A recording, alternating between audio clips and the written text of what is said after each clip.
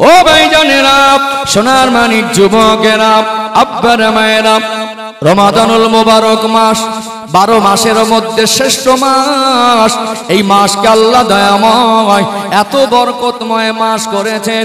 এই মাসটা এত সম্মানী মাস। কোরআনুল কারীম আল্লাহ পাক অপর আয়াতে বললেন, শাহরু রমাদানাল্লাযী উনজিলা ফীহিল কুরআন, নিশ্চয়ই আমি আল্লাহ এই রমাদানুল মুবারক মাসে কোরআনুল কারীমকে নাজিল করেছি। বলুন সুবহানাল্লাহ। অপর আয়াতে আল্লাহ পাক বললেন, ইন্না আনজালনাহু ফি লাইলাতিল কদর, নিশ্চয় আমি আল্লাহ লাইলাতুল কদরের রাতে আমি আল্লাহ কোরআনকে নাজিল করেছি। এই রমাদানুল মুবারক মাসে একটি রাত, কদরের রাত আছে না নেই? কি রহমতের মাস! আল্লাহ দয়াময় আমাকে আপনাকে এমন একটা মাস দিলেন। আল্লাহ নবীর জীবনের ঘটনা থেকে একটু দৃষ্টান্ত তুলে ধরি, গুরুত্ব বোঝানোর চেষ্টা করি।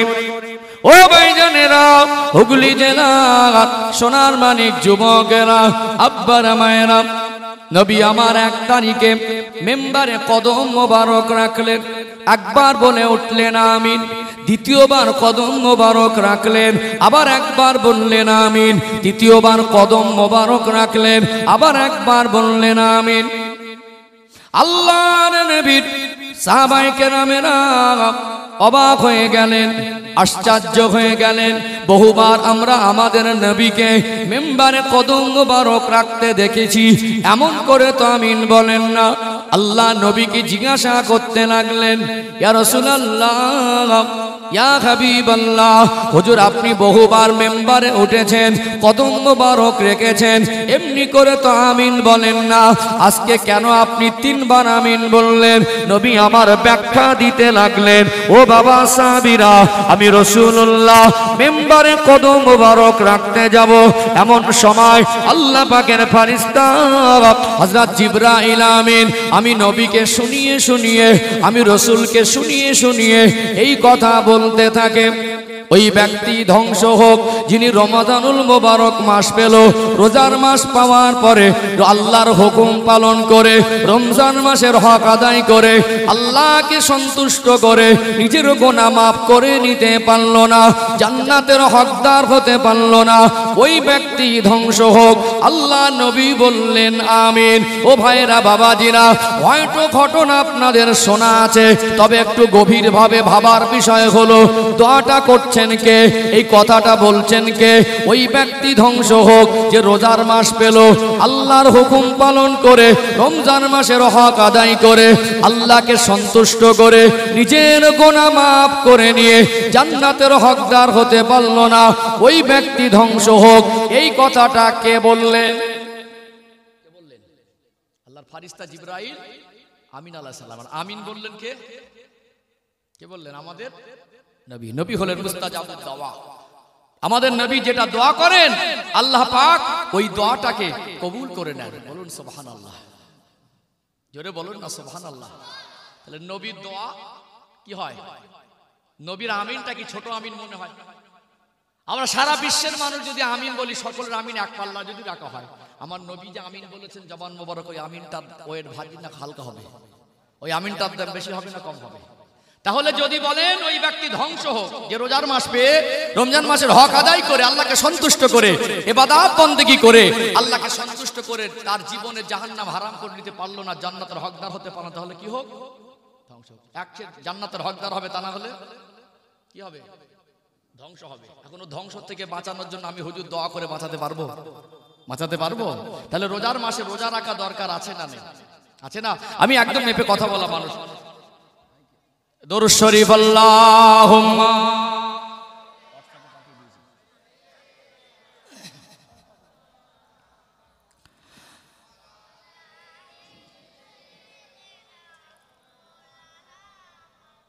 সম্মানিত ভাইরা, তাহলে রোজার মাসে রোজা রাখা দরকার আছে না নেই? আছে না? এখন এই রোজা রাখার বিষয় আমরা কিভাবে রোজা রাখবো?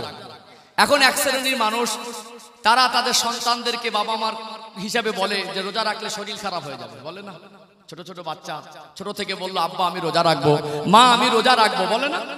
আমাকে ভোরের বেলা ওঠাবেন, আমাকে সেহরির টাইম ওঠাবেন, সেহরি খাবো, রোজা রাখবো। আব্বা মা বলে তুই রোজা রাখতে পারবি না, এই জন্য তাকে রোজা রাখতে দেয় না।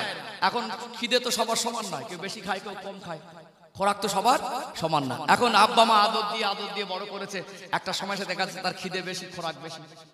এখন ওই বাচ্চাটা বড় হয়ে গিয়ে আর রোজা রাখতে পারছে না। ইদানিং দেখছি এখন আমাদের সমাজে ইয়াং জেনারেশনের মধ্যে কিছু আমাদের যুবক ভাই একটু বউ পাগলা বেশি। একটু চালু ভাষায় বললাম, মাইন্ড করবেন না, আমি কেন বলেছি ব্যাখ্যা দিচ্ছি। কিছু যুবক ভাই তারা তাদের স্ত্রীকে কি বলছে জানেন, নতুন বিয়ে করেছে তো ভালোবাসা একটু বেশি। স্বামী স্ত্রী ভালোবাসা বেশি হলে অসুবিধা নেই, ভালোবাসা বেশি হওয়াই ভালো। তারপরে এতটা ভালো না যে আমি আল্লাহর হুকুম মানতে তাকে নিষেধ করি। বলছে যে তুমি রোজা রেখো না, তোমার শরীর খারাপ হয়ে যাবে। এখন কিছু রিপোর্ট আসছে, মানে বলতে চাইছে কিছু যুবক ছেলে তার স্ত্রীকে তুমি রোজা রাখলে রোগা হয়ে যাবে, শরীর খারাপ হবে, তোমাকে রোজা রাখতে হবে না। একজন মানুষ, আপনি স্বামী, কিন্তু আপনার স্ত্রীর উপরে আপনি ফরজ রোজা রাখতে নিষেধ করতে পারেন না। ফরজ রোজা নিষেধ করার পারমিশন ইসলাম আপনাকে দেয় নাই। অতএব এখানে অনেকে বলে রোজা রাখতে হবে না, তোমাকে মানা করে কি করে না? করে না।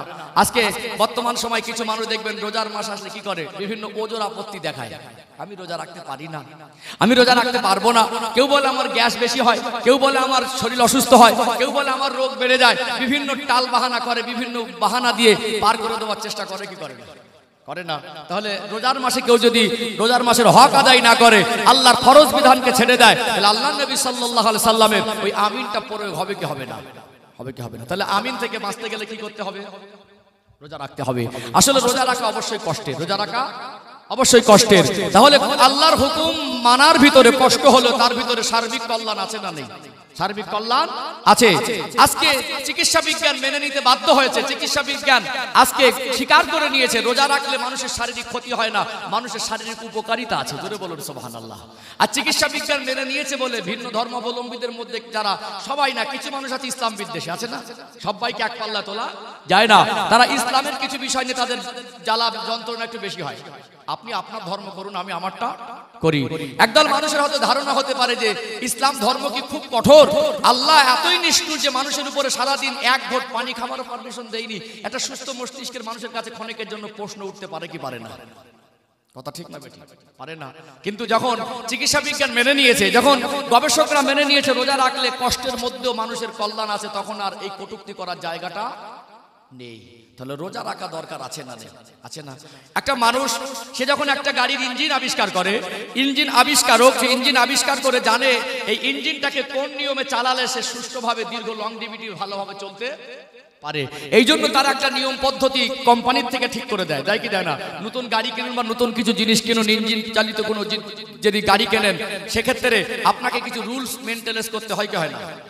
রুলস মেনটেনেন্স যদি না করেন, গাড়িটার লংজিভিটি হবে না, গাড়িতে বিভিন্ন রকম রোগ দেখা দেবে।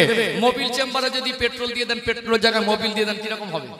তাহলে আল্লাহ আমাদেরকে সৃষ্টি করেছেন, এই শরীরটা 60-70 বছর 50 বছর 100 বছর সুস্থ রাখতে গেলে কি দরকার আমাদের জীবনে, আল্লাহর থেকে ভালো আর কেউ জানে না। আর আমাদের কারো মনে হতে পারে তাহলে সারাদিন একটা মানুষ না খেয়ে থাকবে কি করে? যাদের ঈমান দুর্বল, যারা রোজা রাখবে না মনে করে বাহানা খোঁজে, যারা রোজা রাখে না, রোজা ছেড়ে দেয়, ইচ্ছাকৃত রোজা করে না, তাদের কাছে মনে হয় যে আল্লাহ কি আমাদের উপরে বোঝা চাপিয়ে দিল নাকি? এটা প্রশ্ন না? আসলেই কি রোজার মাসে আল্লাহ মানুষের উপরে কি কঠোর হয়ে আল্লাহ কি তাদেরকে কষ্ট দিতে চেয়েছেন না তাদের উপকারের জন্য বলেছেন? এইটুকু ব্যাখ্যা দেওয়া দরকার আছে না? নেই? আছে না? এবং যারা রোজা রাখতে পারছে না, কেন রাখতে পারছে না আর রোজা রাখবে কিভাবে? যদি রোজা রাখতে না পারে সুস্থ সবল মানুষ, আল্লাহ তার উপর সন্তুষ্ট হবে না, রোজার মাসের হক আদায় হবে না, জাহান্নামের আগুন থেকে বাঁচতে পারবে না, নবীর আমিন প্রয়োগ হবে, হুজুর দোয়া করে বাঁচাতে পারবে না। তাহলে সে রাখতে পারছে না কেন আর রাখবে কিভাবে? তাকে একটু রাস্তা খুঁজে দেওয়া দরকার আছে না? নেই? কারণ ইসলাম মানুষের জীবনের সার্বিক সমস্যার সমাধান দিয়েছে। বলুন সুবহানাল্লাহ। তাহলে দরকার আছে না? আলোচনা দরকার আছে না? ও ভাইজানেরা, সোনার মানিক যুবকেরা, আব্বারা মায়েরা, আল্লাহ পাক রোজার মাসে 1 মাস রোজাকে ফরজ করে দিয়েছে। কোরআন শরীফ একটি আয়াত আপনাদের কাছে তুলে ধরি। আল্লাহ দয়াময় পবিত্র কালাম কোরআনুল কারীমে বললেন, লা ইউকাল্লিফুল্লাহু নাফসান ইল্লা উসাহা। আমি আল্লাহ আমার বান্দাকে এমন একটা হুকুম দেই না যেটা তার সাধ্যের বাইরে। অর্থাৎ আল্লাহ বলতে চেয়েছেন, আমি আল্লাহ একটা হুকুম আমার বান্দা বান্দির উপরে এমন চাপিয়ে দিই না যেটা সে পারবে না। অতএব আল্লাহর কোরআন সাক্ষী দিচ্ছে আল্লাহ যে কটা হুকুম মানুষ্য জাতিকে করেছেন, বান্দা বান্দিকে করেছেন, বান্দা বান্দি পারবে না এরকম হুকুম একটাও নেই। যদি দুনিয়ার মানুষ তারপরেও বলে পারবো না, তাহলে আল্লাহর কোরআন বলছে ওই লোকটা হলো মিথ্যাবাদী। আল্লাহ পাক বলছেন লা ইউকাল্লিফুল্লাহু নাফসান ইল্লা উসাহা, যে আমি আল্লাহ এরকম একটা হুকুম আমার বান্দাবান্দির উপরে চাপিয়ে দিই না যেটা বান্দাবান্দি পারবে না, তার সাধ্যের বাইরে, তার উপরে বোঝা হচ্ছে, তার ক্ষমতায় কুলাচ্ছে না, আর আমি চাপিয়ে দিয়েছি এরকম একটা হুকুম আমি আল্লাহ দেইনি। এটা কার কথা? আল্লাহর কথা। এটাকে তো প্রমাণ করতে হবে, ব্যাখ্যা দিয়ে বোঝাতে হবে। তাহলে যে বা যারা রোজা রাখে না বা রাখছে না, তাহলে তারা বুঝতে পারবে আল্লাহর কথাটাই ঠিক, আমরা ভুলের মধ্যে আছি। কথা ঠিক না বেঠিক? প্রমাণ করা দরকার আছে না? নেই। আল্লাহ বলছেন তোমার সাধ্যের বাইরে এরকম হুকুম একটা দেয়নি, আর ও বলছে আমি পারবো না। তাহলে আল্লাহর কোরআন কথাটা সত্য, যালিকাল কিতাবু লা রাইবা ফি, ভুল তো দূরের কথা, সন্দেহের অবকাশ নেই। এই লোকটা যে মিথ্যাবাদী প্রমাণ করে দেওয়া দরকার আছে না? নেই। যারা রোজা রাখতে পারে না বা রাখে না, তারা আসলে পারবে না বলে রাখেন, এটা তাদের বদমাইশি। একটু আগে একটা উদাহরণ দিই, তাহলে সহজে বুঝে আসবে। আসলে একটা কাজ মানুষ কেন করে না, একটা জেনারেল ভাবে, সাধারণ ভাবে একটা যুক্তি দেই, উদাহরণ দেই, তারপরে কোরআন শরীফ থেকে দলিল দেবো ইনশাআল্লাহ। উদাহরণ দিয়ে বোঝানো দরকার আছে না? নেই? আছে না? একটা মানুষ একটা কাজ করে না, তার দুটো কারণ। কটা কারণ? দুটো কারণ। একটু রেসপন্স দেবেন। কটা কারণ? দুটো কারণ। এক নাম্বার, সে ক্ষমতায় কুলায় না বলে করে না, আর দুই নাম্বার, তার ক্ষমতায় কুলানোর পরে যদি সে না করে সেটা তার বদমাইশি। এটা প্রমাণ করে দেবো ইনশাআল্লাহ। যারা রোজা রাখছেন না বা যারা রোজা রাখে না, যারা বিভিন্ন টাল বাহানা দিয়ে পার করে, তবে একটা কথা এখানে বলে রাখি, আমার আল্লাহ এত কঠোর নয়, একটা অসুস্থ মানুষের উপরে রোজা চাপিয়ে দিয়েছেন। সত্যিকারে যদি কেউ অসুস্থ হন আর ডক্টর যদি বলেন আপনার যা শারীরিক অবস্থা, আপনি রোজা রাখলে আরো বেশি ক্ষতি হবে, আপনি সেক্ষেত্রে রোজাটা ওই সময় রাখবেন না, সুস্থ হয়ে পরে কাজা তুলে দেবেন। কথা ঠিক না বেঠিক? তাহলে সুস্থ সবল মানুষের জন্য আল্লাহ রোজা ফরজ করেছেন।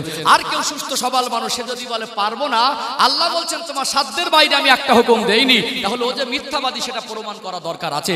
ও কেন বলছে পারবো না, আর পারবে কোন রাস্তা সেটাও খুঁজে দেওয়া দরকার আছে। কথা ঠিক না বেঠিক? এই তিনটে প্রশ্নের উত্তর ক্লিয়ার করে দিলে তাহলে একজন ইমানদার হিসাবে তার কাছে শয়তান ওয়াসওয়াসা দিয়ে তাকে রোজা থেকে বিরত রাখতে পারবে না। অতএব সে হয়তো রাখার মাধ্যম খুঁজে পাচ্ছে না, তাহলে তাকে সহজভাবে বুঝিয়ে দিলে তার জন্য রাখাটাও সহজ হবে। এবং তিনি যে মিথ্যা কথা বলছেন আমি পারবো না, সেই মিথ্যাটাও প্রমাণ করে দিলে সে নিজের কাছে নিজে লজ্জিত হবে। দরকার আছে না? নেই? এখান থেকে তো আমরা আল্লাহর হুকুম মানার রাস্তা খুঁজবো। কথা ঠিক না বেঠিক? হ্যাঁ, যে কথা বলছিলাম, উদাহরণ, একটা কাজ মানুষ করে না, তার কটা কারণ? দুটো কারণ। এক নাম্বার, তার ক্ষমতায় কুলায় না বলে পারে না, আর এক নাম্বার, যদি ক্ষমতায় কুলানোর পরে যদি না করে তাহলে সেটা তার বদমাইশি। ছোট বাচ্চা মাঝে মাঝে জেদ করে, 5 বছর 4 বছরের বাচ্চা, 6 বছরের বাচ্চা, আব্বার সঙ্গে বাজারে যাবো, জেদ করে না? খুব কান্নাকাটি যখন করে, মা তখন বলে যে বাচ্চাটাকে একটু নিয়ে গেলে কি হয়। অনেক সময় আদর করে আমরা বাচ্চাকে নিয়ে যাই কি যাই না? নিয়ে গেলেন 5 বছরের বাচ্চা, 15 কিলো সবজি থলে বাজার করে হাতে ধরিয়ে দেবেন, 5 বছরের বাচ্চা বাড়ি আনতে পারবে? এটা তার মজবুরি আছে, অপারগতা আছে। 5 বছরের বাচ্চার শরীরে অতটা ক্ষমতা হয়নি 15 কিলো সবজি থলে টেনে বাড়ি আনবে। তাহলে এটা যে পারে না, যুক্তি আছে না? আছে না? যদি 20 বছরের ছেলে সুস্থ সবল চালাক চতুর, এখনকার 20 বছরের ছেলে সুস্থ সবল চালাক চতুর, চালাক বেশি না কম? বেশি। ওর কাছে আব্বা যদি 10 কিলো সবজি থলে ধরে দিয়ে বলে বাড়ি নিয়ে যা, আর ও যদি থলেটা হাতে ধরে আব্বার মুখের উপরে বলে দেয় আব্বা জান এটা আমি নিয়ে যেতে পারবো না, আব্বা কি বুঝবে? পারে না? বদমাশি। বদমাশি না? অতএব আল্লাহ এটাই বোঝাতে চেয়েছেন, লা ইউকাল্লিফুল্লাহু নাফসান ইল্লা উসাহা, আমি আল্লাহ একটা হুকুম এরকম চাপিয়ে দেই না যেটা তোমাদের সাধ্যের বাইরে, তোমরা পারবে না, এরকম হুকুম একটা আমি আল্লাহ দেইনি। তাহলে যারা রাখছেন না, যারা রাখেন না, টাল বাহানা দেয়, গ্যাস হয়, শরীর খারাপ হয়, আমি সহ্য করতে পারি না ক্ষুধা, ও যে মিথ্যা বলছে, প্রমাণ করা দরকার আছে না? প্রমাণ করে দেবো একটু, একদম হাতে নাতে প্রমাণ করে দেই। তাহলে যারা রোজা রাখে না তাদের চিন্তাধারার ভিতরে যে খারাপই চিন্তা আছে ওটা পরিষ্কার হয়ে যাবে ইনশাআল্লাহ। আচ্ছা বলুন, এই জামানায় একটা মানুষকে যদি বলা হয় তোমাকে 1 লক্ষ টাকা দেবো, ফজরের আজানের আগে থেকে মাগরিবের আজানের পর পর্যন্ত আমার সামনে বসে থাকতে হবে, কিছু খেতে দেবো না, কারা রাজি হবে না বলুন তো? কি মনে হয়? যদি কাউকে বলা হয় তোমাকে 1 লক্ষ টাকা নগদ ক্যাশ দেবো, শর্ত হলো ফজরের আজানের আগ থেকে নিয়ে মাগরিবের আজানের পর পর্যন্ত আমার কাছে শুধু বসে থাকবে, এই কথাটা যদি কাউকে বলা হয়, রোজা রাখবে না কে বলুন তো? এরকম লোক খুঁজে পাওয়া যাবে? আচ্ছা 1 লক্ষ টাকা তো অনেক বেশি, এখানে সবাই রাজি হবে, যারা রোজা রাখে না তারা বলবে 1 লক্ষ দরকার নেই, 10,000 দিলে সারাদিন না খেয়ে থাকবে। তাহলে টাকার জন্য পারবে, কিসের জন্য পারবে? আমাদের যুক্তি বিবেক, আমাদের মনুষ্যত্ব, আমাদের জীবনের হিসাব বলে দিচ্ছে 1 লক্ষ টাকার অফার যদি কাউকে দেওয়া হয়, যারা রোজা রাখে না, যারা বলে পারবো না, যারা বলে রোজা রাখতে পারি না, এরা সবাই রাজি হবে কি হবে না? রাজি হবে তো। তারপরে বলবেন 1 মাস রোজা রাখলে পার ডে 5000 করে টাকা দেবো। 1 মাস রোজা রাখলে পার ডে 5000 করে, 1 মাস পরে তোমাকে 1.5 লক্ষ টাকা পেমেন্ট দেবো। কে রোজা রাখবে না? যে বা যারা রোজা রাখে না তারা বলবে 1 মাস কেন, 12 মাস যদি দেন 12 মাস রোজা রাখবো আমি। কি গো? তাহলে টাকার জন্য কি করে? টাকার জন্য পারবে, আর আল্লাহর জন্য? তাহলে ওটা বাহানা কি বাহানা না? লা ইউকাল্লিফুল্লাহু নাফসান ইল্লা উসাহা। আল্লাহ বলছেন আমি আল্লাহ একটা হুকুম তোমাদের উপরে এরকম চাপিয়ে দিই না যেটা তোমাদের সাধ্যের বাইরে, তোমরা পারবে না, এরকম হুকুম আমি আল্লাহ একটা তোমাদের উপরে দেই না। এই যে মিথ্যা বলছে, কথাটা প্রমাণ হলো কি হলো না? কে ডাক করলেন নাকি? কথাটা বাস্তব বললাম না অবাস্তব বললাম? তাহলে যারা রোজা রাখে না পারবে না বলে না বদমাইশি করে? কে টাকার জন্য পারবে? এবারে আমি আপনাদের বিবেকের কাছে প্রশ্ন ছুড়ে দেই, বলুন একটা মানুষ টাকার জন্য 1 লাখ টাকার জন্য সারাদিন যদি না খেয়ে থাকতে পারে, আর 1 লাখ টাকার অফার দিলে সারাদিন না খেয়ে থাকা মানুষের অভাব হবে না? যে বলছে রোজা রাখতে পারে না ওইটা আগে রাজি হবে, হবে কি হবে না? তাহলে আমি আপনাকে প্রশ্ন করি, আপনার চোখের জ্যোতি বড় না 1 লাখ টাকা বড়? কি? যখন খুব অসুস্থ মানুষ অ্যাপোলো হসপিটালে ভর্তি করবেন, বেড ভাড়া পার ডে 30,000 টাকা। যদি অক্সিজেন দেয়, সরকারি হসপিটালে অক্সিজেন দিলে আলাদা ব্যাপার, কোনো বড় বড় বেসরকারি হসপিটালে অক্সিজেনের বিল করে দেয় 1 সপ্তাহে 2-4 লক্ষ টাকা। কথা ঠিক না বেটি? আল্লাহ আপনাকে সারা জীবন অক্সিজেন দিচ্ছে, আল্লাহ আপনার চোখের জ্যোতি দিলেন, আল্লাহ আপনার কথা বলার ক্ষমতা দিলেন, বাক শক্তি দিলেন, শ্রবণ শক্তি দিলেন, হাত পা দিলেন, চলা বলার শক্তি দিলেন। আল্লাহ পাকের শুকরিয়া আদায়ের জন্য, শুধু চোখের জ্যোতি শুকরিয়া আদায় করার জন্য সারা জীবন যদি রোজায় থাকি, শুকরিয়া আদায় করে শেষ করতে পারবো না। এই চোখ বেঁধে 3 দিন ঘুরতে পারবেন? তাহলে চোখের জ্যোতি দিলেন কে? সেই আল্লাহ যদি হুকুম করেন আমি রাখতে পারবো কি পারবো না? তারপর আল্লাহ বলছেন আমার হুকুম মানার ভিতরে বান্দার কল্যাণ আছে। এবারে বলুন রোজা রাখা দরকার আছে না নেই? তারপরে সে যদি না রাখে তাহলে সেটা তার বদমাইশি, সেটা তার ইমানি দুর্বলতা। তার উপরে আমার নবীর ওই আমিনটা প্রয়োগ হবে যে রোজার মাস পাওয়ার পরে রমাদানুল মোবারক মাসের হক আদায় করলো না, রোজার মাসের হক আদায় করে আল্লাহকে সন্তুষ্ট করা দরকার ছিল, সে যদি না করে, অতএব নিজের গুনাহ যদি মাফ করে নিতে না পারে, যদি আল্লাহকে সন্তুষ্ট করতে না পারে, জাহান্নামের আগুন থেকে নিজেকে বাঁচাতে না পারে, তাহলে ওই ব্যক্তি ধ্বংস হোক। নবী বললেন আমিন। তাহলে ধ্বংস হবে কি হবে না? ভাইরা আমি অনুরোধ করব, যে সমস্ত মায়েরা পর্দার অন্তরাল থেকে আমার কথা শুনছেন, সম্মানিত মায়েদের কাছে আমি অনুরোধ করব এখান থেকে বসে প্রতিজ্ঞাবদ্ধ হন। কষ্ট অবশ্যই হবে। আমরা দুনিয়া একটা ভালো ঘর করতে গেলে কত কষ্ট করি, কত করি না? বাচ্চার মুখে হাসি ফোটা দেখে কষ্ট করি, বিবির মুখে হাসি ফোটা দেখে কষ্ট করি, বন্ধুর মন ডাকতে গিয়ে অনেক সময় কষ্ট করি, আত্মীয় স্বজনের মন ডাকতে গিয়ে অনেক সময় অনেক কিছু ত্যাগ করি। আল্লাহ আমাদের দুনিয়ায় পাঠিয়েছেন, আল্লাহ আমাকে আপনাকে ডেকে নেবেন। এই জীবনে হিসাব দেওয়ার জন্য আল্লাহর সামনে দাঁড়াতে হবে, কবরের জগতে আমাকে যেতেই হবে। আমার জন্য আখিরাতে জান্নাত আর জাহান্নাম আছে, আমার নিজের আখিরাতের জন্য আমাকে কষ্ট করা দরকার আছে না নেই? আছে না? তাহলে এবারে বলুন রোজা রাখা দরকার আছে না? আছে না? যদি মানুষকে সত্যি কথা সঠিকভাবে আল্লাহর কোরআনের বাণী তার কাছে পৌঁছে দেওয়া হয় না, মানুষকে যদি ভালোবাসে দিন বুঝিয়ে দেওয়া হয়, কঠোর মানুষের মনটাও নরম হয়ে যায়। কথা ঠিক না বেঠিক? হ্যাঁ, রাগ করলেন নাকি? কথাগুলো দরকার ছিল কি ছিল না? ওয়াজের অনেক রকম কোয়ালিটি আছে। ওয়াজ আলাদার হক আদায় করা আলাদা। আমি 2 ঘন্টা একটা লম্বা ঘটনা ধরে দেবো, 2 ঘন্টা শেষ হয়ে যাবে। কোন দিক থেকে শুরু করবার কোথায় গিয়ে শেষ করবো বুঝতে পারবেন না। শুধু বলবেন কালকে হেভি ওয়াজ হয়েছে, কি বুঝেছেন ওইটা হট করে খুঁজে পাবেন না। এখানে হক নষ্ট করার জায়গা নয়। আপনাদের জীবনের সময়টা আমার সামনে নিয়ে বসেছেন, এইটুকু আমার কাছে আমানত। যেহেতু রমজান মাস একেবারে আমাদের দরজার কোরআন আসছে, আর কয়েক ঘন্টা বাকি, এই জন্য আমাদেরকে এখন থেকে প্রস্তুতি গ্রহণ করা দরকার আছে না? আছে না? ও ভাইজানেরা, সোনার মানিক যুবকেরা, আব্বারা মায়েরা, আল্লাহ দয়াময় আমাকে আপনাকে এত বেশি ভালোবাসেন, আল্লাহ পাক জাহান্নামায় দেবেন না এই মনে করে আমার আল্লাহ তিনি দুনিয়া জমিনে মনুষ্য জাতির মধ্যে পাঠালেন। আল্লাহ পাক কুকুর বিড়াল না করে, আল্লাহ পাক পায়খানা চেম্বারের পোকা না বানিয়ে, শুকরার ইঁদুর না বানিয়ে আশরাফুল মাখলুকাত মানুষ করে দুনিয়ায় পাঠিয়েছেন। দুনিয়ায় মানুষ সবাই ঈমানদার সবাই নয়। আল্লাহ পাক তিনি যদি চাইতেন কোন কাফের মুশরিক, কোন জালেম বেঈমানের ঘরে পাঠাতে পারতেন। তিনি দয়া করে মেহেরবানি করে আমাকে আপনাকে শ্রেষ্ঠ ধর্মাবলম্বী মুসলমান করে ঈমান নামক সম্পদ দিয়ে আল্লাহ জান্নাতের হকদার করে পাঠিয়েছেন। জোরে বলুন সুবহানাল্লাহ। ও ভাইজানেরা, সোনার মানিক যুবকেরা, আব্বারা মায়েরা, আল্লাহ বড় দয়াময়, আল্লাহ পাক বড় মেহেরবান। আমাকে আপনাকে এত বেশি ভালোবাসেন, অন্য কোন নবীর উম্মতের অন্তর্ভুক্ত না করে আল্লাহ সৃষ্টির মধ্যে যিনি শ্রেষ্ঠ, আল্লাহর কাছে সবথেকে যিনি পেয়ারা, আল্লাহ পাক জানাকে সৃষ্টি জগতের মধ্যে শ্রেষ্ঠ সম্মানিত করেছেন সেই নূর নবী, দয়ার নবী, মায়ার নবী, রাহমাতাল লিল আলামিন আমার নবীর উম্মত করে আল্লাহ পাক আমাদের নসিবটাকে বড় করে খুশনসিব করে আমার আল্লাহ আমাকে আপনাকে এই দুনিয়া জমিনে পাঠিয়েছে। আরো জোরে বলুন, আমাদের নসিব ছোট না বড়?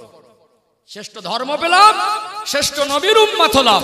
আল্লাহর আসমানের নিচে জমিনের উপরে পৃথিবীর ইতিহাসে কোরআনুল কারীমের মতো এত শ্রেষ্ঠ কিতাব ইতিপূর্বে ছিল না, ভবিষ্যতেও হবে না। শ্রেষ্ঠ কিতাব পেলাম, শ্রেষ্ঠ ধর্ম পেলাম, শ্রেষ্ঠ নবী পেলাম, তারপরে যদি জাহান্নামের আগুন থেকে বাঁচতে না পারি আমাদের মতো হতভাগা আর কেউ হবে না। আল্লাহর ভালোবাসা আমাদের প্রতি এত অফুরন্ত, আমরা মূল্যায়ন করা ভুলে গেছি।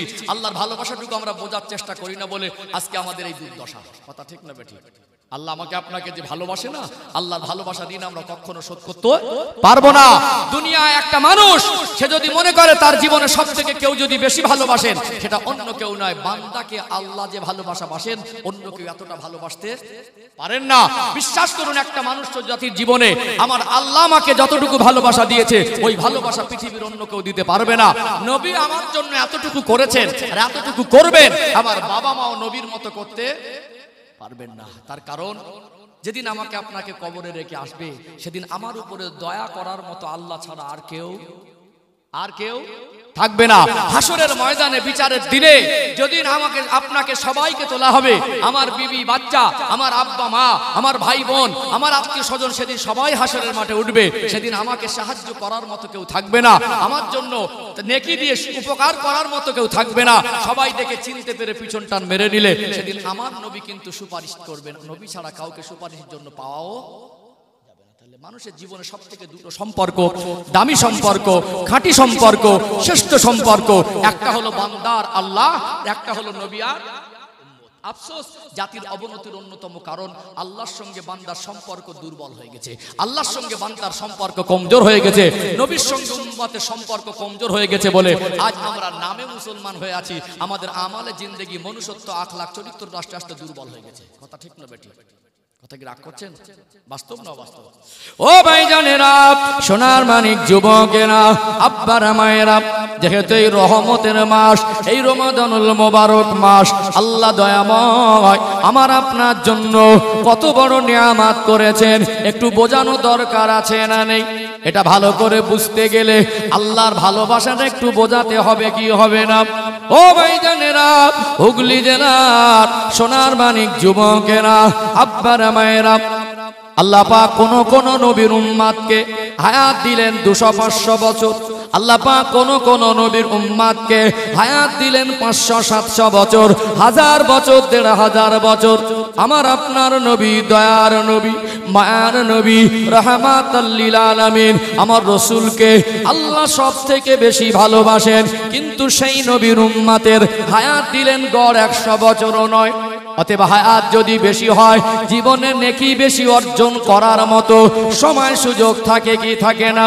মনে রাখবেন, হায়াত যদি বেশি হয়, 150-200 বছর যদি হায়াত হয়, 500-700 বছর, 1000 বছর প্লাস যদি হায়াত হয়, যেমন দীর্ঘ আমার আপনার নবীর সম্মান আর তাজিমের খাতিরে, আমার আপনার নবীর ভালোবাসার খাতিরে আল্লাহ আমাদের হায়াত কম দিলেও আমাদের জীবনে এমন কিছু সময় দিয়েছেন, ওই সময় যদি কাজে লাগাতে পারি 1000 বছরে যে নেকি অর্জন করা যায়, 100 বছরেরও কম সময়ে তার থেকে আরো বেশি নেকি অর্জন করার মতো নিয়ামতপূর্ণ সুযোগ আল্লাহ শ্রেষ্ঠ নবীর উম্মতের জন্য দান করে দিয়েছেন।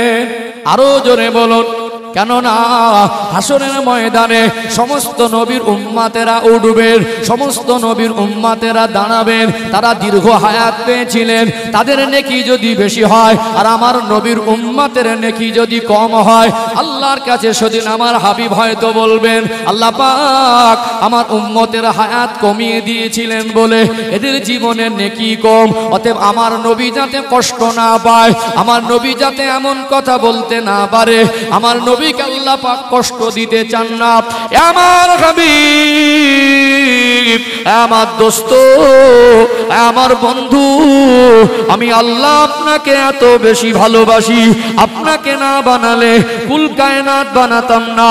আপনার উম্মাতিদের জীবনে আমি আল্লাহ হায়াত কমিয়ে দিলে তাদের জন্য এমন কিছু দিন রেখেছি, এমন কিছু রাত রেখেছি, এমন কিছু মাস রেখেছি, যদি গড় 60 বছর হায়াত পায়, ওই অল্প সময় হায়াতের মধ্যে আমি আল্লাহ যে নিয়ামত আপনার উম্মাতিকে দেব, ওগুলো যদি তারা আমাল করতে পারে 1500 বছরে যত নেকি পাওয়া যাবে, এই 60 বছরে ইবাদত করলে তার থেকে আরো বেশি নেকি পাওয়া যাবে।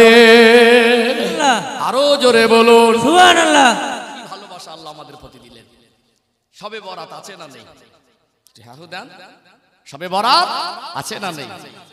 লাইলাতুল আশুরা, আশুরার রাত আছে না নেই? আসে না? 10ই মুহররমের দিনের ইতিহাস সম্পর্কে আপনারা অনেক জানেন, আছে না নেই? তারপরে শবে কদর, লাইলাতুল কদর আছে না নেই? এই রমাদানুল মুবারক মাস আছে না নেই? এই কদরের কথা, রমজানুল মুবারক মাসের কথাটা বোঝাতে গিয়ে একটু পিছন থেকে বুঝিয়ে আসলাম যাতে সহজে বুঝে আসে। আমাদের হায়াত কম, কিন্তু আল্লাহ এত নিয়ামত আমাদের উপরে দিয়েছেন, আমাদের উপরে আল্লাহর এত দয়া বেশি, যেগুলো আমরা এই রাতগুলো মাসগুলো যদি সময় কাজে লাগাই, 1000 বছরে তারা যা নেকি পেয়েছে, আমাদের 60 বছরের জীবনে তার থেকে বেশি নেকির অপশন আল্লাহ আমাদের দিয়েছেন। জোরে বলুন সুবহানাল্লাহ সুবহানাল্লাহ। ও ভাইজানেরা, হুগলি জেলার সোনার মানিক যুবকেরা, আব্বারা মায়েরা, অন্য মাসে 1 টাকা দান করলে 1 টাকার সওয়াব পাওয়া যাবে।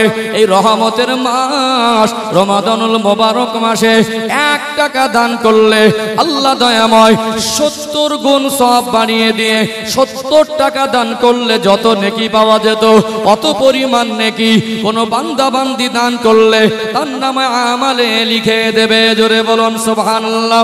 অন্য মাসে যদি একবার কোরআনুল কারীম শুরু থেকে শেষ, সূরা ফাতিহা থেকে সূরা নাস, কোরআনুল কারীমকে খতম করেন, যতটা নেকি পাওয়া যাবে রমাদানুল মুবারক মাসে একবার খতম করলে 70 বার খতম করার নেকি পাওয়া যাবে। জোরে বলুন সুবহানাল্লাহ।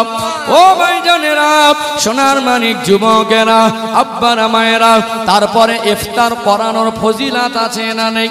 নবী আমার সোনার জবানে বললেন, ও বাবা সাহাবীরা, ও আমার সাহাবায়ে কেরামেরা, আমি রাসূলুল্লাহ তোমাদের জানিয়ে দিলাম, একজন রোজাদার ব্যক্তিকে যদি তুমি ইফতার করাতে পারো আল্লাহ খুশি হয়ে যায়, আল্লাহ সন্তুষ্ট হয়ে যায়।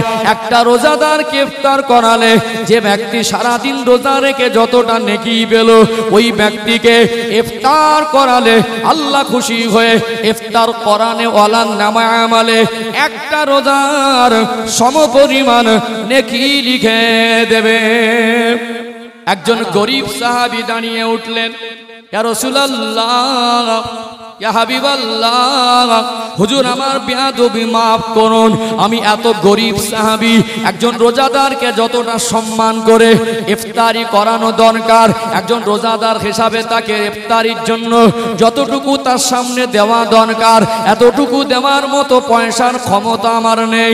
আল্লাহ নবী বললেন, ও বাবা সাহাবী, তুমি গরিব তো কি হয়েছে, 2টা খেজুর আর 1 গ্লাস পানিও দিয়ে যদি কোনো রোজাদারকে ইফতারি করাতে পারো, সারাদিন রোজা রেখে যতটা নেকি পাবে আমার আল্লাহ দয়াময় তোমাদের নামে আমলে ইফতারি করানোর ওসিলায় ওই ব্যক্তি রোজা রেখে যতটা নেকি পেল তোমার নামে আমলে আল্লাহ দয়াময় অতটা সমপরিমাণ নেকি লিখে দেবে।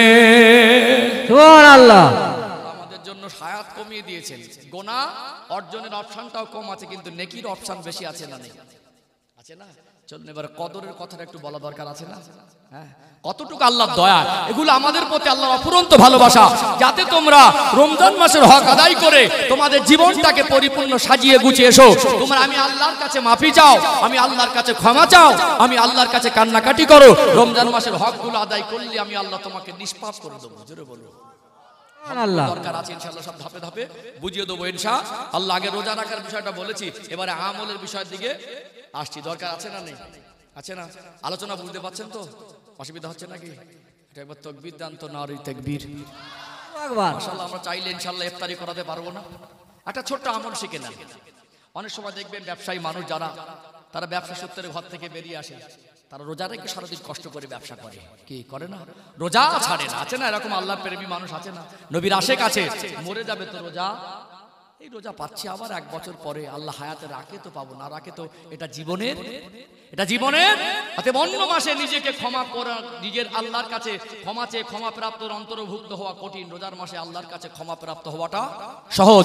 যেহেতু রহমতের মাস, এই মাস আসলেই আল্লাহ জাহান্নামের দরজাগুলো বন্ধ করে দেন, জান্নাতের দরজাগুলো উন্মুক্ত করে দেন। জোরে বলুন সুবহানাল্লাহ। এই মাস আসলে আল্লাহ শয়তান ইবলিসকে শিকলে আবদ্ধ করে দেন, আর আল্লাহ পাক তিনি বান্দা বান্দির জন্য রহমতের দরজা উন্মুক্ত করে দেন। জোরে বলুন। রোজার মাস হলো রহমতের মাস, ক্ষমা পাওয়ার মাস, আল্লাহকে সন্তুষ্ট করার মাস, জাহান্নাম থেকে মুক্তি পাওয়ার মাস, জান্নাত হাসিল করার মাস। জোরে বলুন সুবহানাল্লাহ। আমি আমার আমলের দ্বারা আল্লাহকে সন্তুষ্ট করব, এই নিয়ত প্রত্যেকের ভিতরে থাকা দরকার আছে বলে আমি মনে করি। কথা ঠিক না বেঠিক? কি করবেন? অনেক ব্যবসায়ী মানুষ আছে দেখবেন নবীর প্রেমী, রোজা রাখে, কিন্তু কত মানুষ আছে হাতির মতো শরীর, রোজা রাখে না, গপ গপ করে গেলে, কিন্তু একজন মানুষ তার কাজ কাম নেই ঘরে, তারপরে রোজা রাখেন। একটা মানুষ রোজা রেখেও তিনি বসে থাকেন না। আছে না? অনেক সময় দেখবেন মসজিদে যে ইফতারগুলো হয় না, একটা মানুষ হয়তো টাইমে ধরতে পারছে না, এসে শেষের দিকে কি হয়, বসে যায়। অনেকে আবার মনে মনে করে, কেউ খুশি মনে কাছে যা থাকে ওকে ভাগ করে দেয় শেষ হয়ে গেলে, আবার কেউ কেউ মনে করে ওই লোকটাকে আবার দেবো, ভাগে কম হয়ে যাবে। অনেকের মনটা তখনও ছোট করে। কি একটা মানুষকে দেখে যদি বোঝেন এটা আমার গ্রামের মানুষ নয়, লোকটা হয়তো ইফতারের আর 10-20 মিনিট বাকি আছে, তাকে সালাম দিয়ে বলবেন, ভাই আপনি যদি রোজা থাকেন চলুন আজকে আমার বাড়ি ইফতার করে যাবেন। মানুষকে খাওয়ানো একটা উত্তম আমল। একটা রোজাদারকে আমি পেয়েছি, অতএব একজন রোজাদারকে খুঁজবেন যে একটা রোজাদারকে আমি ইফতারি করাবো। কথা ঠিক না বেঠিক? আপনি হয়তোবা আপনি মেহমান হিসেবে খুঁজে যদি না পান, অতএব আপনার বাড়ির পাশে আত্মীয় স্বজন, এতিম অনাথ গরিব দুঃখী যারা আছে তাদেরকে ডেকে অপমান করার দরকার নেই, তাদেরকে হ্যারাসমেন্ট করার দরকার নেই। রাতের অন্ধকারে উপযুক্ত ইফতার, যেটা নিজের জন্য পছন্দ করি সেটা অন্যের জন্য পছন্দ করা দরকার আছে না নেই? আল্লাহ নবী সাল্লাল্লাহু আলাইহি সাল্লাম বলছেন, তুমি যেটা তোমার নিজের জন্য পছন্দ করো, অন্যের জন্য যদি পছন্দ করতে না পারো, তুমি প্রকৃত মুমিন হতে পারবে না। আমি খেজুর খাবো 500 টাকা দামের কিলো খেজুর, আর ইফতারিতে দেবো কত? গরিব মানুষ বলে তার কাছে দেবো এত ময়লা গুড় মাখানো খেজুর, যেটা খাবার উপযুক্ত নয়। এ রোজাদার ব্যক্তি হিসাবে তাকে ইফতার করাবেন, সে গরিব হোক আর ধনী হোক, তাকে উত্তম জিনিসটা দেবেন, আল্লাহ খুশি হয়ে যাবে। 2 কিলোর জায়গায় 500 দেন, তার জন্য উপযুক্ত জিনিসটা দেবেন, ভালো মানের জিনিসটা দেবেন, যে খুশি হবে। আল্লাহ খুশি হবে না? তাহলে আমি চাইলে আমি আমার যতটুকু সামর্থ্য অনুযায়ী আমি আমার প্রতিবেশীর মধ্যে কিছু কিছু ইফতার দিতে পারবো কি পারবো না? তাহলে একটা রোজাদারের যদি ইফতার পৌঁছে দিতে পারি, আমার ইফতারির দ্বারা যদি 10টা রোজাদার ইফতার করে, ও 10 জন রোজা রেখে যতটা নেকি পেল, আমি ইফতারি করানোর বিনিময়ে অতটা নেকির হকদার হয়ে গেলাম। জোরে বলুন। এত রহমতের মাসে যদি সুযোগ ছেড়ে দেই, আমাদের মতো হতভাগা আর কেউ হবে না, আমাদের মতো মানে বদনসিব আর কেউ হবে না। আমরা আমাদের জায়গা থেকে চেষ্টা করবো ইনশাআল্লাহ। আমাদের বাংলার পরিবেশে কি হয়, প্রায় মসজিদে একটা ইফতারির ব্যবস্থা করা হয়। ওখানে কি হয়, সিস্টেমটা এইভাবে করা আছে প্রায় মসজিদে, ওখানে শুধু গরিবদের জন্য ইফতারি, মানে জাকাতের মাল দেওয়া হয় না। ওখানে কি হয়, ধনী গরিব সবাই এসে এক জায়গায় বসে ইফতারি করে, রোজাদার হিসেবে সম্বোধন করা হয়। অতএব আমরা সবাই খাবো। আমি ওখানে জাকাতের টাকা ইফতার দেওয়া হয় না। কিসের টাকা? আপনি জাকাতের টাকা দিয়ে একটা গরিব মানুষের জাকাতের হকদার, তার কিছু দিতে পারে, কিন্তু মসজিদে যে ইফতারিগুলো হয় ওখানে ধনী গরিব সবাই আসে। ওখানে আপনি ইফতারি, রোজাদারকে ইফতারি করাবো এই নিয়তে দেবেন। ওখানে আমিও করবো, আমার একটা ভাইও করবে, ধনীও করবে, গরিবও করবে, রোজাদারকে ইফতারি করাবো এই নিয়তে দিলে সবাই খেতে পারবে। সাধারণত আমরা যেটা দেখেছি আমাদের বাংলার পরিবেশে, মসজিদে যে বাড়ি বাড়ি থেকে ইফতারগুলো আসে, মসজিদের ফান্ডে ইফতারি বাবদ যে টাকাগুলো জমা করা হয়, মানুষ হতে জাকাতের টাকা জাকাতের টাকা দেয় না, ওটা মানুষকে সম্বোধন করে রোজাদার হিসাবে তাদেরকে ইফতারি তুলে দেওয়ার জন্য দেয়। এটুকু দরকার আছে না নেই? আমি চাইলে অনেক মসজিদে কি হয়, এক দিন দুজন মিলে দেয়, একজন মিলে দেয়, যে অমুক রোজাতে 12টা রোজা আপনার ইফতারি, 13টা রোজা আপনি দেবেন, 14টা রোজা। একটা মহল্লার ভিতরে যাদের ক্ষমতা আছে, যারা দিতে পারে, যারা আর্থিক সচ্ছলতা আছে, তাদের কাছে কমিটির আবদার রাখে, তারা সেটা দেয়। দেয় কি দেয় না? আবার কোন কোন মসজিদে মানে টাকা নেওয়া হয়, টাকা নিয়ে মসজিদ ফান্ড থেকে একটা ইফতারির ব্যবস্থা প্রতিনিয়ত করা হয়। আমরা আমাদের সাধ্য মতো চেষ্টা করব ইনশাআল্লাহ। ও ভাইজানেরা, সোনার মানিক যুবকেরা, আব্বারা মায়েরা, রমাদানুল মোবারক মাস, রহমতের মাস, আল্লাহ পাক এত নিয়ামত দিয়ে ভরিয়ে দিয়েছেন। যেমন জাহান্নামের দরজা বন্ধ করে দিয়েছে, জান্নাতের দরজা উন্মুক্ত করে দেন। আল্লাহ পাক যেমনি শয়তানকে বেঁধে দেন, আমার আল্লাহ তেমনি রহমতের দরজা খুলে দেন। আল্লাহ পাক তেমনি বান্দা বান্দির উপরে এত বেশি খুশি হন, এত বেশি দয়া করেন। একটা মানুষ নেকি যখন অর্জন করে, অন্য মাসের তুলনায় নেক কাজের বদলা বিনিময়কে আল্লাহ দয়াময় 70 গুণ বানিয়ে দেন। ও ভাইজানেরা, হুগলি জেলার সোনার মানিক যুবকেরা, আব্বারা মায়েরা, যেহেতু আমি একটু আগেই আপনাদের বলছিলাম অন্য নবীর উম্মতেরা হায়াত পেয়েছে 1000 বছর প্লাস, আল্লাহ দয়াময় আমার আপনার জীবনে শ্রেষ্ঠ নবীর উম্মতের হায়াত কমিয়ে গড় 100 বছরও নয়, আজকে 70 বছরও গড় বাঁচে না। কিন্তু আল্লাহ হায়াত কম দিলেন, নেকি অর্জনের সুযোগ এত বেশি দিলেন। 1000 বছরে অন্য নবীর উম্মতেরা যত নেকি অর্জন করেছে, আমার আল্লাহ দয়াময় শ্রেষ্ঠ নবীর উম্মতের জন্য 60-70 বছরে তার থেকে আরো বেশি নেকি অর্জনের সুযোগ দিয়েছেন। জোরে বলুন সুবহানাল্লাহ। কোরআনুল কারীমের ভিতরে 114টি সূরা আছে। আল্লাহ পাক একটি সূরার নামকরণ করলেন সূরাতুল কদর। আবার এই রমাদানুল মোবারক মাসে কদরের রাত বলে একটি রাত আছে না নেই? নবী আমার সোনা জবানে বললেন, তোমরা লাইলাতুল কদরকে তলাশ করো, তোমরা লাইলাতুল কদরকে তলাশ করো। ও বাবা সাহাবীরা, লাইলাতুল কদরটা কোন রাত তোমরা কিভাবে খুঁজবে? আল্লাহ নবী বললেন, রমজানের শেষ বিজোড়, শেষ দশকের বিজোড় রাত, রমাদানুল মোবারক মাসে শেষ দশকের বিজোড় রাত, অর্থাৎ 21 রাত, 23 রাত, 25 রাত, 27 রাত, 29 রাত, এই 5টা রাতের মধ্যে যে কোনো একটি রাত হবে কদরের রাত। কত সম্মানিত রাত, কত বরকতময় রাত, একটি রাতের নামও কদর। আর আল্লাহ পাক এই রাতকে এত সম্মানিত করেছেন, এই রাতের নামকরণ করে আল্লাহ কোরআনুল কারীমের ভিতরে একটি সূরাও দিলেন, ওই সূরাটার নাম হলো কদর। এই কদর সম্পর্কে আল্লাহ পাক ওই সূরার মধ্যে তিনি পরিষ্কার করে বান্দা বান্দিকে জানিয়ে দিলেন, ইন্না আনজালনাহু ফি লাইলাতিল কদর, নিশ্চয়ই আমি আল্লাহ কদরের রাতে কোরআনকে নাজিল করেছি। ওয়া মা আদরাকা মা লাইলাতুল কদর, আল্লাহ বলছেন লাইলাতুল কদরটা কি তোমরা কি জানো? আল্লাহ পরের আয়াতে বললেন, লাইলাতুল কদরি খায়রুম মিন আলফি শাহর, লাইলাতুল কদর হলো ওই রাত, একটা রাত যদি ইবাদত করতে পারে 1000 মাস, সহস্র মাস ইবাদত করলে যত নেকি পাওয়া যাবে, শুধু লাইলাতুল কদরের রাতে যদি বান্দা বান্দী ইবাদত করে 1000 মাস ধরে ইবাদত করলে যত নেকি পাওয়া যায়, তার থেকে আমি আল্লাহ আরো বেশি পরিমাণ নেকি আমার বান্দা বান্দির নামে আমলে দিয়ে দেব। আরো জোরে বলুন। আল্লাহর কোরআনের ভাষা তো একটু খুলে বললে ভালো হবে নাকি? লাইলাতুল কদরি খায়রুম মিন আলফি শাহর, আল্লাহ বলছেন এক রাত 1000 মাস অপেক্ষা উত্তম, সহস্র মাস। আমরা জানি 12 মাসে ক বছর? 12 মাসে 1 বছর। তাহলে 1000 মাসের থেকে উত্তম, 1000 মাসের সমান বলা হয়নি। খায়রুম মিন আলফি শাহর, 1000 মাস সহস্র মাস অপেক্ষা অধিক উত্তম, তার থেকে আরো বেশি। সেটা কত বেশি আল্লাহ ভালো জানেন। কথা ঠিক না? বেশি, কম না, সমপরিমাণ না, বেশি। তাহলে সম্মানিত ভাইরা, 1000 মাস যদি হয় 12 দিয়ে ভাগ করবেন, 83 বছর প্লাস হবে। কত বছর ভাবতে পারেন? কত বছর? 1000 মাসকে যদি 1000কে যদি 12 দিয়ে ভাগ করেন, 83 বছর প্লাস হবে। 83 বছর ধরে পারো, 83 বছর। আচ্ছা, 83 বছর আমরা একটানা ইবাদত করতে পারবো? 83 বছর কি আমরা আমাদের জীবনে হায়াত পেলে গুনাহমুক্ত রাখতে পারবো?